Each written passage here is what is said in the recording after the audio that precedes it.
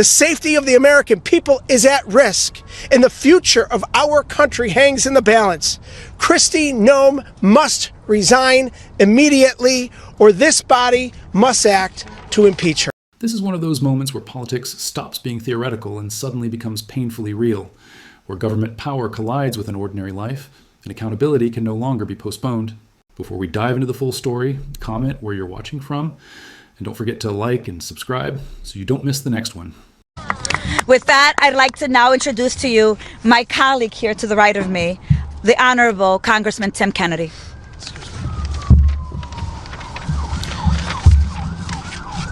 Thank you. First, let me begin by thanking the ranking member of Homeland Security, past chair and future chair of the Homeland Security Committee, Benny Thompson, for organizing this effort, and for all of my colleagues for joining us here today. For far too long, we've seen a Department of Homeland Security under this administration that is unchecked, unrestrained, unhinged, and at this juncture, unconstitutional. Secretary Noem began her tenure by unleashing ICE into our cities, ignoring due process, and detaining U.S. citizens, lawful residents, and children with cancer. On top of that, she's defied federal court orders, withheld FEMA dollars intended for disaster survivors, blocked meaningful oversight of DHS, and obstructed the United States Congress time and time again. And in recent months, she's only doubled down on her mission to terrorize our communities and militarize our streets, which has brought violence to our neighborhoods. Tragically, these reckless decisions culminated in the death of Renee Nicole Good, a mother of three, a devout Christian, a partner, a poet, and a beloved community member of Minneapolis who had the courage to stand up for what is right. This department has lost all credibility, allegiance to the rule of law, and any shred of decency and integrity that was left. House Democrats are here today to stand up for the rule of law, protect fundamental rights, and fight for the future of all of our communities across this great nation. It is time for decisive action to end this systemic abuse of power by Secretary Noem. The safety of the American people is at risk, and the future of our country hangs in the balance. Kristi Noem must resign immediately, or this body must act to impeach her. What we are confronting is urgent, heartbreaking, and deeply human. The killing of Renee Nicole Good in Minneapolis didn't spark outrage simply because a life was lost. It sparked outrage because it exposed how unchecked authority can reach into everyday communities with irreversible consequences. Renee was not a statistic or a soundbite. She was a mother of three, a devout Christian, a poet, a neighbor, someone rooted in her community who believed that standing up for what's right still mattered.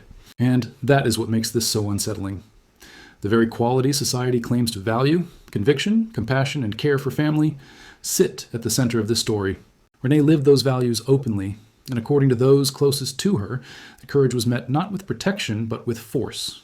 That reality should unsettle every American, regardless of party or ideology, because it reinforces a truth we often avoid. Law enforcement decisions are never abstract. They land on real families, in real homes, with consequences that don't fade when the news cycle moves on. This is why Congressman Tim Kennedy's words carry weight. He wasn't engaging in political theater. He was describing what he views as a system that has drifted far beyond meaningful restraint. His charge is not simply mismanagement, but a culture of unchecked power. When he describes the Department of Homeland Security as unrestrained and unconstitutional, he's pointing to a pattern, not a one-off failure. Patterns matter: ignoring court orders, blocking congressional oversight, detaining vulnerable individuals, withholding disaster relief. These are not just policy disagreements. They signal a breakdown in the rule of law, the foundational idea that no agency operates above accountability. Democracies don't collapse overnight. They erode when limits stop being enforced. Renee's death is also being framed as part of a broader enforcement strategy, not an isolated tragedy. Eyewitness accounts and family statements indicate she posed no threat.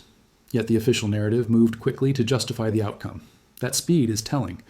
When conclusions arrive before investigations, accountability begins from a deficit. The case also exposes deep tensions between federal authority and local responsibility. Minnesota officials and community leaders have raised concerns about being sidelined, while access to information has reportedly been restricted. Transparency delayed is trust denied, and once trust breaks, legitimacy follows. This is why calls for resignation or impeachment are not partisan spectacle. They are demands for accountability, a reminder that power must answer to the people it affects. Government exists to protect communities, not to intimidate them into silence. The human cost is undeniable. Renee's children now face a future without their mother. Her family grieves while seeking answers. And communities already carrying historical trauma are forced to absorb yet another loss. This is the price of unchecked authority. What makes this moment pivotal is what it asks of everyone watching. It asks whether accountability still matters, whether oversight still functions, and whether the promise of safety in one's own community is non-negotiable.